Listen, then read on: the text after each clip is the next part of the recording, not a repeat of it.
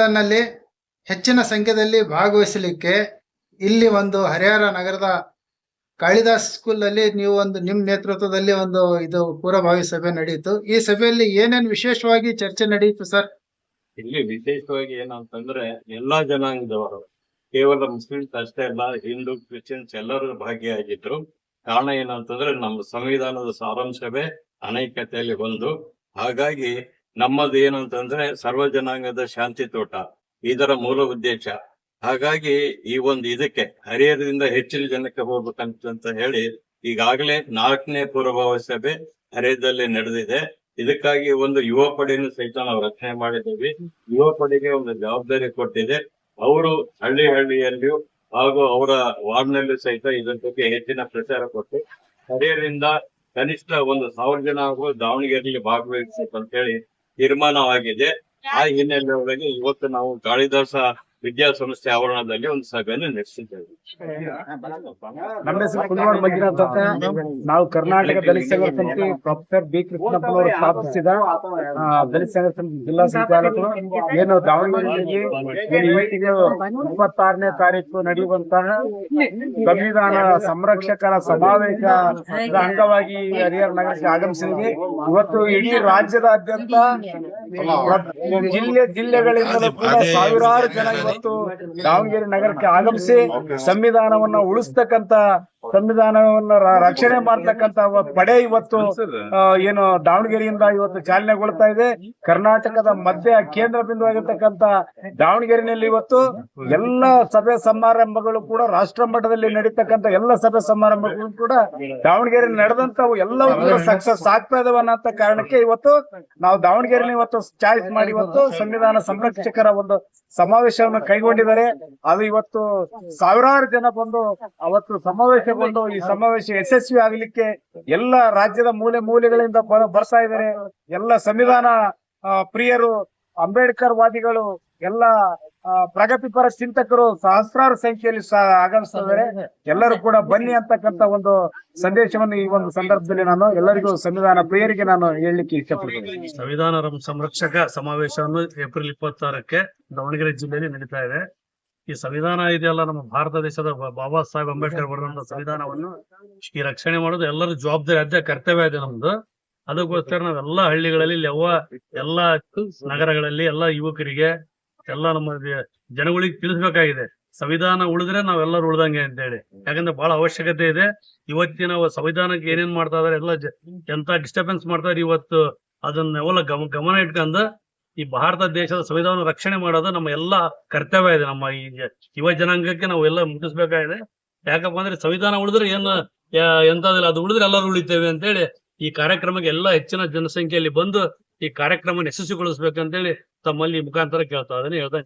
ದಾವಣಗೆರೆಯಲ್ಲಿ ಇದೇ ತಿಂಗಳ 26ನೇ ತಾರೀಕಿಗೆ ದೊಡ್ಡ ಮಟ್ಟದಲ್ಲಿ ಸಂವಿಧಾನ ಸಂರಕ್ಷಕರ ಸಮಾವೇಶ ನಡೀತಾ ಇದೆ.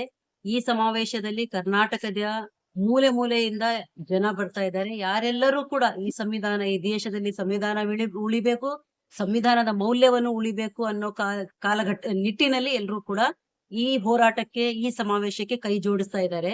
ಸ್ನೇಹಿತರೆ, ಎಲ್ರಿಗೂ ಕೂಡ ಗೊತ್ತಿರುವ ಹಾಗೆ ಕಳೆದ 10 ವರ್ಷದಿಂದ ಯಾವ ತರ ಸಂವಿಧಾನದ ಮೇಲೆ ದಾಳಿ ನಡೀತಾ ಇದೆ ಅಂತ ಹೇಳಿ ನಾವೆಲ್ಲರೂ ಕೂಡ ತಿಳ್ಕೊತಾ ಇದೀವಿ. ಕೆಲವೊಬ್ರು ಹೇಳ್ತಾರೆ ನಾವು ಅಧಿಕಾರಕ್ಕೆ ಬಂದಿರೋದೇ ಸಂವಿಧಾನ ಬದಲಾಯಿಸಕ್ಕೆ ಅಂತ ಹೇಳ್ತಾರೆ. ಇನ್ನು ಕೆಲವೊಬ್ರು ಏನ್ ಹೇಳ್ತಾರೆ ಅಂತಂದ್ರೆ ನಾವು ಸಂವಿಧಾನವನ್ನು ಬದಲಾಯಿಸಿತ್ತು ಇವೆ ಅಂತ ಹೇಳಿ. ಬಾಬಾ ಸಾಹೇಬ್ ಅಂಬೇಡ್ಕರ್ ರಚಿಸಿರುವಂತ ಸಂವಿಧಾನ ಈ ದೇಶದಲ್ಲಿ ಇರುವಂತ 145+ ಜನಸಂಖ್ಯೆಗೆ ಸಮಾನವಾದ ಬದುಕು ಅಂತ ಹಕ್ಕನ್ನು ಕೊಟ್ಟಿದೆ. ಇವತ್ತು ನಮ್ಮ ಸಂವಿಧಾನದ ನಾವು ಪ್ರಿಯಾಂಬಲ್ ಅಲ್ಲೇ ನೋಡಬಹುದು, ನ್ಯಾಯ, ಸ್ವಾತಂತ್ರ್ಯ, ಸಮಾನತೆ ಮತ್ತೆ ಭ್ರಾತೃತ್ವ ಅಂತ ಹೇಳಿ. ಇವತ್ತು ಏಪ್ರಿಲ್ 14ನೇ ತಾರೀಕು ಗುಲ್ಬರ್ಗದ ವಾಡಿಯಿಂದ ಯಾನ ಬರ್ತಾ ಇದೆ. 2000 ಕಿಲೋಮೀಟರ್ 20 ಜಿಲ್ಲೆಯನ್ನು ಅಲ್ಲಿ ಸಮಾವೇಶದ ಬಗ್ಗೆ ಪ್ರಚಾರ ಮಾಡ್ಕೊಂಡು 25ನೇ ತಾರೀಕಿಗೆ ಆ ಸಮಾವೇಶ ಆ ಜಾಥಾ ದಾವಣಗೆರೆಗೆ ಬರ್ತಾ ಇದೆ. 25ನೇ ತಾರೀಕಲ್ಲೂ ಕೂಡ ನಾವು ದಾವಣಗೆರೆ ನಗರದಲ್ಲೂ ಕೂಡ ನಾವು ಬೈಕ್ ರ್ಯಾಲಿಯನ್ನು ಮಾಡ್ತಾ ಇದೀವಿ. 26ನೇ ತಾರೀಕಿಗೆ ಬೆಳಿಗ್ಗೆ ದೊಡ್ಡ ಮಟ್ಟದಲ್ಲಿ ಆ ಸಮಾವೇಶ ನಡೀತಾ ಇದೆ. ಆ ಸಮಾವೇಶದಲ್ಲಿ ಇಡೀ ಕರ್ನಾಟಕದಿಂದ 10ರಿಂದ 15 ಸಾವಿರ ಜನರು ಕೂಡ ಭಾಗವಹಿಸ್ತಾ ಇದ್ದಾರೆ. ಅವತ್ತು ಬೆಳಿಗ್ಗೆ ಬೀರ್ಲಿಂಗೇಶ್ವರ ಮೈದಾನದಿಂದ ಎವಿಕೆ ಕಾಲೇಜಿಂದ ಬಾಬಾ ಸಾಹೇಬ್ ಅಂಬೇಡ್ಕರ್ ಸ್ಟ್ಯಾಚ್ಯೂ ಏನಿದೆ, ಅಂಬೇಡ್ಕರ್ ಸರ್ಕಲ್, ಅಲ್ಲಿಂದ ಜಯದೇವ ಸರ್ಕಲ್, ಗಾಂಧಿ ಸರ್ಕಲ್ ಮತ್ತೆ ಮಹಾನಗರ ಪಾಲಿಕೆ, ಅಲ್ಲಿಂದ ಮತ್ತೆ ಬೀರ್ಲಿಂಗೇಶ್ವರ ಮೈದಾನಕ್ಕೆ ನಮ್ಮ ಪರೇಡ್ ಬರ್ತಾ ಇದೆ. ಆ ಪರೇಡ್ ನಂತರ ಸಮಾವೇಶ ನಡೆಯುತ್ತೆ. ಸಮಾವೇಶದಲ್ಲಿ ಆ ಕಾರ್ಯಕ್ರಮಕ್ಕೆ ಜಿಗ್ನೇಶ್ ಮೇವಾನಿ ಬರ್ತಾ ಇದ್ದಾರೆ. ಮತ್ತೆ ಇವರು ಮೇಧಾ ಪಾಟ್ಕರ್ ಅವರು ಕೂಡ ಆನ್ಲೈನ್ ಅಲ್ಲಿ ಮಾತಾಡ್ತಾ ಇದ್ದಾರೆ.